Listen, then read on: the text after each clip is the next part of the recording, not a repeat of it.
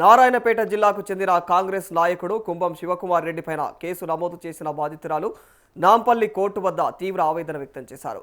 గత 4 ఏళ్లుగా న్యాయం కోసం పోరాటం చేస్తున్నానని, ఇప్పటి వరకు కూడా తనకు పూర్తి స్థాయిలో న్యాయం జరగలేదని ఆమె పేర్కొన్నారు.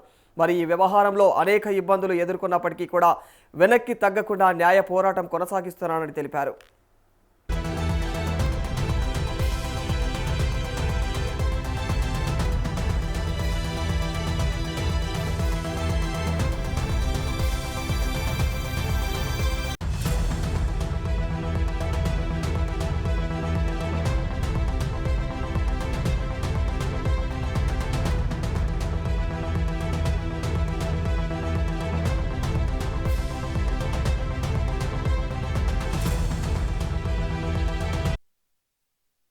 కోర్టుకు హాజరైన అనంతరం మీడియాతో మాట్లాడిన బాధితురాలు తనను అడ్డుకునేందుకు కొందరు వ్యక్తులు ప్రయత్నించారని చెప్పేసి ఆరోపించారు.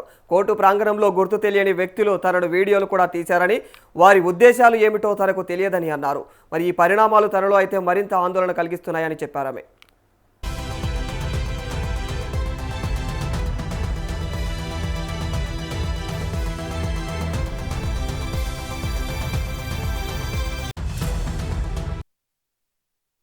తన వ్యక్తిగత వివరాలు బయటకు ఎలా వచ్చాయో తెలియడం లేదని చెప్పేసి బాధితురాలు ఆవేదన వ్యక్తం చేశారు. కేసుకు సంబంధించిన సమాచారం, వ్యక్తిగత వివరాలు బహిర్గతం కావడం వల్ల తాను మానసిక ఒత్తిడికి గురవుతున్నానని చెప్పేసి పేర్కొన్నారు. 4 ఏళ్లుగా న్యాయం కోసం వివిధ స్థాయిల్లో అయితే పోరాటం చేస్తున్నప్పటికీ కూడా ఇప్పటికీ ఎన్నో సవాళ్లు ఎదురవుతున్నాయని తెలిపారు.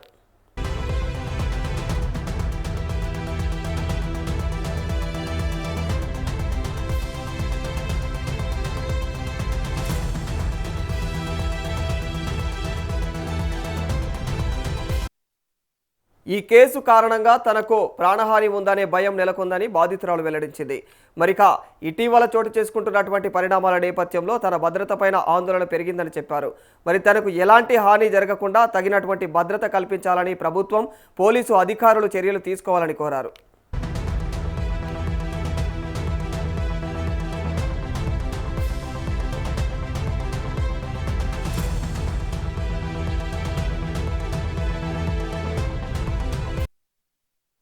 న్యాయ వ్యవస్థపైన తనకు పూర్తి విశ్వాసం ఉందని, కోర్టు ద్వారా తనకు న్యాయం జరుగుతుందని ఆశిస్తున్నానని బాధితురాలు తెలిపింది. మరి కేసు విచారణ పారదర్శకంగా సాగి నిజానిజాలు వెలుగులోకి రావాలని కోరారు. మరి ఇదే సమయంలో తనపైన ఒత్తిళ్లు తీసుకురావడానికి లేదా భయపెట్టడానికి ఎలాంటి ప్రయత్నాలు జరిగినా కూడా వాటిని ఎదుర్కొంటానని చెప్పేసి స్పష్టం చేశారు.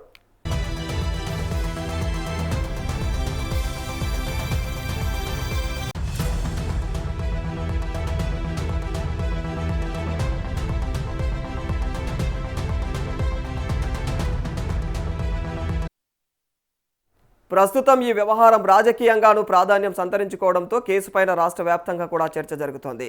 మరి బాధితురాలి తాజా వ్యాఖ్యలు మరోసారి ఈ అంశాన్ని ప్రధాన చర్చనీయాంశంగా మార్చేశాయని చెప్పుకోవాలి. మరోవైపు కేసుకు సంబంధించినటువంటి ఆరోపణలు, ప్రతి ఆరోపణలపైన న్యాయస్థానంలో విచారణ కొనసాగుతూ ఉంది.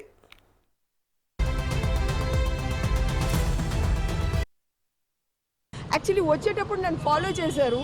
నా వెహికల్ నేను క్యాబ్లో వచ్చాను, దాని నెంబర్ నోట్ చేసుకున్నారు. ఎంటర్ అవ్వగానే పోలీసు వాళ్ళు వేరే వాళ్ళకి చెప్పారు.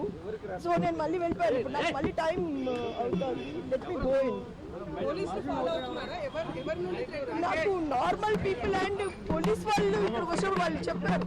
నేను ఎంటర్ అయ్యాను,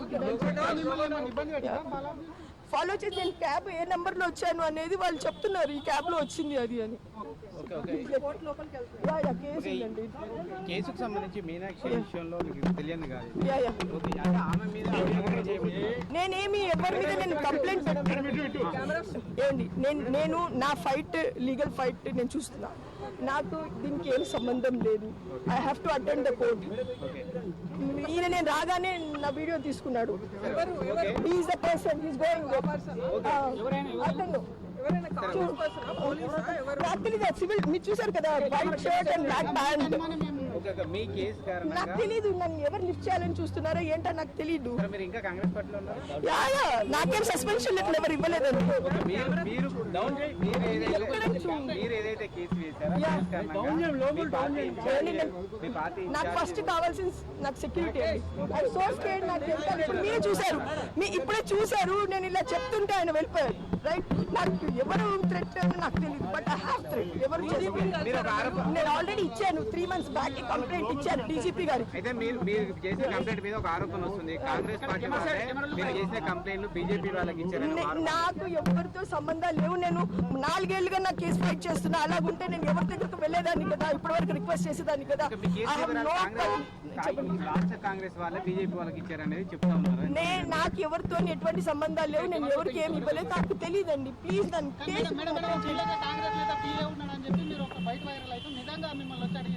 అంటే జనరల్ గా ఇప్పుడు ఇలా వచ్చారో అలాగే జరిగింది.